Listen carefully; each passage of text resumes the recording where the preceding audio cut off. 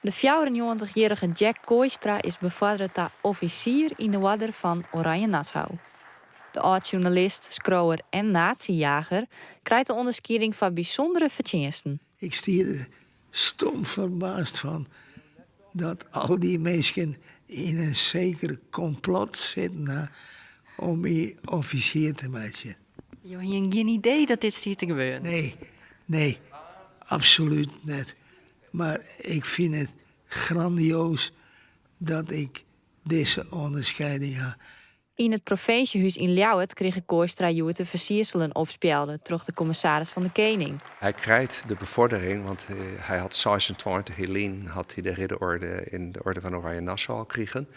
Maar omdat hij altijd nog actief is. En dan is het mogelijk, als mensen actief blijven, om nog een keer een bevordering te krijgen. En dat is hem de slag. En dit is wel een hege onderscheiding die hij nou krijgt.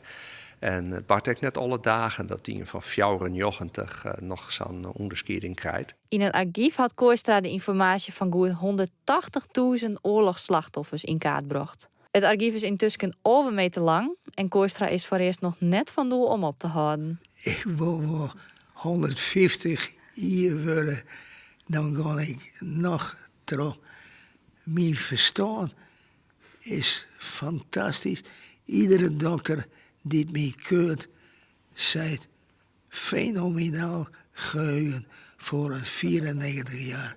Kooistra is dwaande met zijn 13e boek over vermoorde Joodse ben in Poolse crematoria in de oorlog. Deze ben sommig ben maar een paar weken oud was, een paar maanden oud, wil ik bedenken.